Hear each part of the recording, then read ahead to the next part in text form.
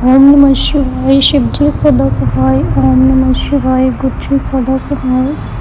जय गुरु जी। जय गुरु जी। संगत जी, संगत जी, जय मेरा सत्संग है। मुझे गुरु जी के साथ जुड़े हुए 1 साल हो गया है और जब से मैं गुरु जी के साथ जुड़ी हूँ, गुरु जी ने मुझे बहुत कुछ दिया है, बिन मांगे भी बहुत कुछ दिया है, मांगे भी बहुत कुछ दिया है। संगत जी, अब जो मेरी लाइफ में चल रहा है, मतलब बहुत ही ज़्यादा दुख भरी लाइफ चल रही है, पर मुझे विश्वास है गुरु जी पर कि शायद वो मेरे माड़े कर्म ही है, जिसकी वजह से जैसा मेरे साथ हो रहा है। डेली गुरु जी के सत्संग सुनती रहती हूँ, उसमें ब्लैक मैजिक के ही सत्संग आते रहते हैं, पर मैं उन सत्संग को इग्नोर करती रहती हूँ कि ऐसा कुछ नहीं है। मेरे अंकल, हमारी शादी को 5 साल हो गए हैं और हमारे पास बेबी नहीं है, और जो हमारे घर की प्रॉब्लम्स है बहुत ज़्यादा है। मेरे जो हस्बैंड की जॉब है वो प्राइवेट जॉब है, उनको जो सैलरी है वो 6 मंथ के बाद देते हैं। मतलब उनके जो ऑफिस वाले हैं बहुत ज़्यादा तंग करते हैं उनको। मैं भी तो फुल टाइम जॉब करती हूँ। अब जो मेरी जॉब है वो मतलब 31 अगस्त तक ही है। मुझे भी मेरे जॉब वालों ने, जो मेरे ओनर है, उन्होंने मना कर दिया है कि जहाँ पर काम नहीं है तुम कहीं और जॉब देख लो। तो संगत जी, गुरु जी इस चीज़ के लिए बहुत ज़्यादा परेशान हूँ। और संगत जी, मेरी लाइफ में सबसे ज़्यादा दुखी वाली बात ये है, संगत जी, मेरी लाइफ में जो परेशानी चल रही है वो परेशानी ये है कि मुझे मतलब 1.5 मंथ हो गया मेरी प्रेगनेंसी को। मतलब जब हमारी शादी हुई थी तो उसके 8-9 मंथ के बाद मुझे प्रेगनेंसी हुई थी, और मेरे हस्बैंड ने मुझे जो किट होती है वो खुलवा दी थी कि हमें अभी बेबी नहीं चाहिए हमारी फाइनेंशियल प्रॉब्लम के कारण। और उसके बाद मैं जॉब करने लगी, मैं मेरे हस्बैंड के साथ, और उसके बाद हमारी शादी को 5 इयर्स हो गए।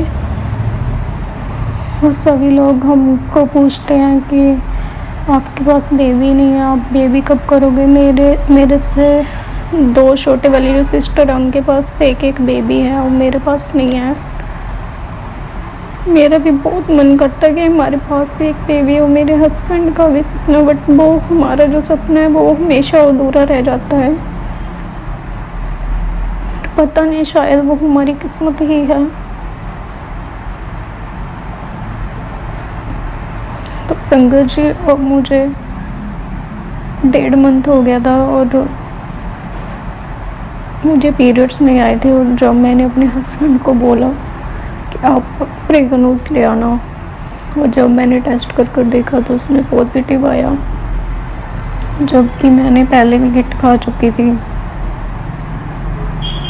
और मुझे गुरुजी के डेली मैसेज फ्लैश होते थे कि तुम्हारी गोद बढ़ी है, और जबकि मैं बड़े मंदिर एक बार भी नहीं गई, सिर्फ डुगरी एक बार गई हूँ। और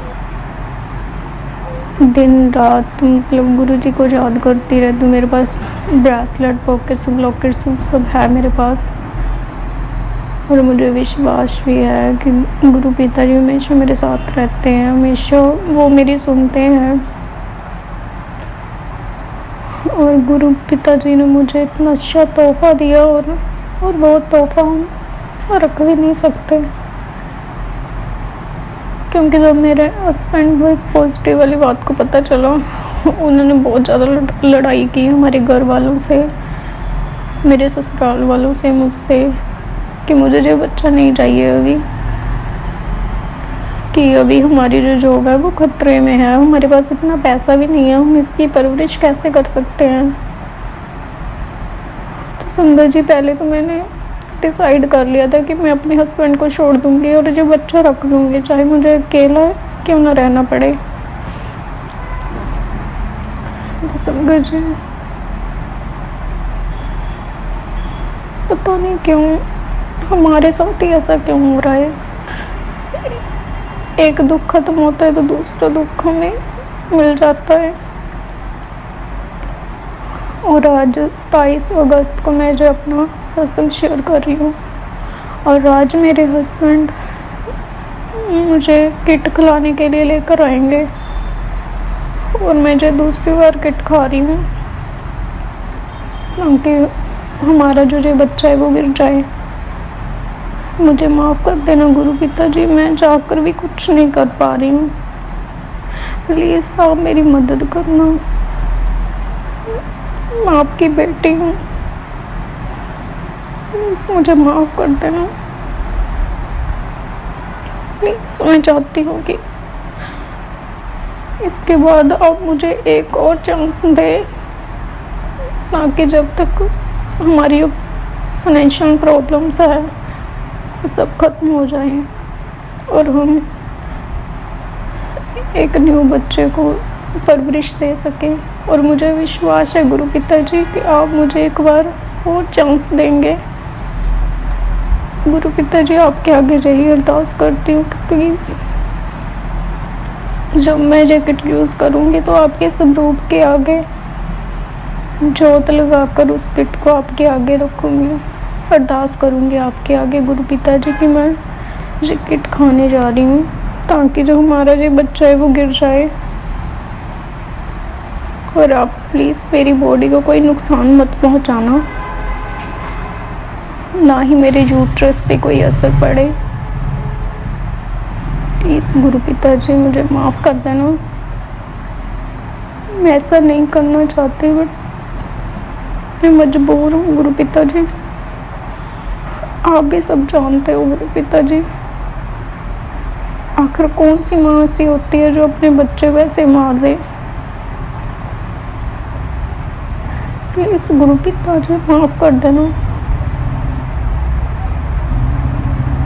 गुरु पिताजी आपके आगे एक अरदास है, मेरे मम्मी पापा जिन्होंने हमारी शादी के लिए कर्जा उठाया था, और वो 1.5 लाख से होता होता अब 4 लाख का हो गया है गुरु पिताजी। मेरे पापा जो है वो अकेले ही कमाने वाले हैं, मतलब जितना भी उनका पैसा आता है वो घर में ही लग जाता है, किस्तों में चला जाता है।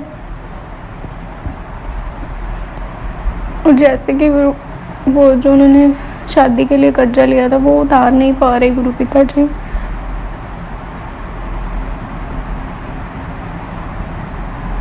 गुरु पिताजी आपके आगे जो अरदास है कि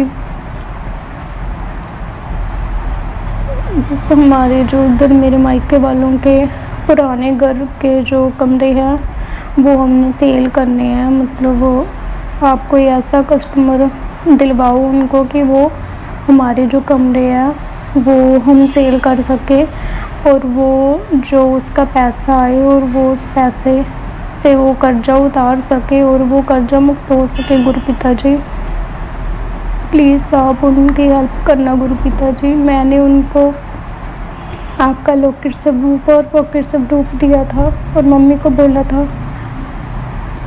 कि आप दिन रात गुरु जी के आगे जोत जलाना, जो भी अरदास हो गुरु जी के आगे करना। बट गुरु जी वो करते हैं, बट वो बहुत ज़्यादा परेशान है। पता नहीं हमारी जो लाइफ है पता नहीं क्यों इतनी दुख भरी लाइफ है, मतलब एक दुख जाता नहीं तो दूसरा आ जाता है। मेरी सिस्टर जिसके पास एक बेबी है, 1.5 साल हो गया उनकी शादी को, उसके ससुराल वाले उसको बहुत तंग करते हैं।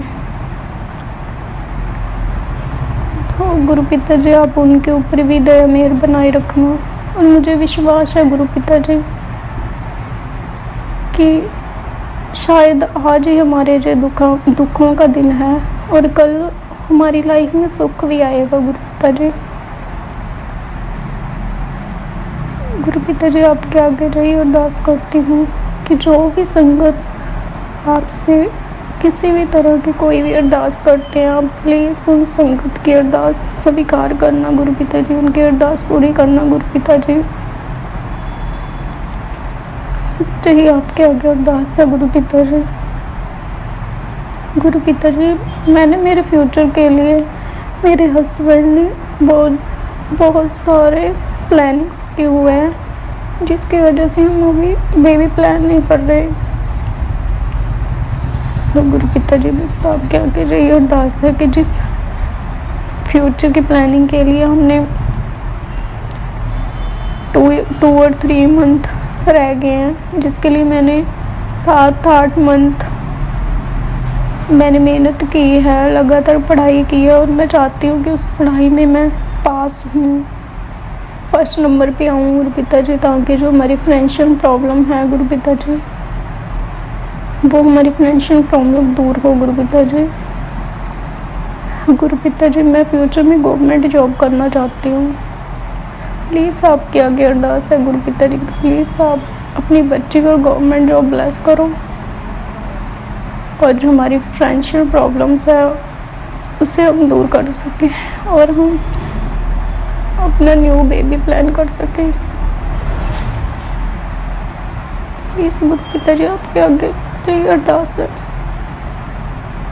और अपनी बच्ची को और मेरे अंकल को प्लीज़ गुरु पिता जी, हमें बड़े मंदिर बुलाओ गुरु पिता जी, मैं बड़े मंदिर आना चाहती हूँ।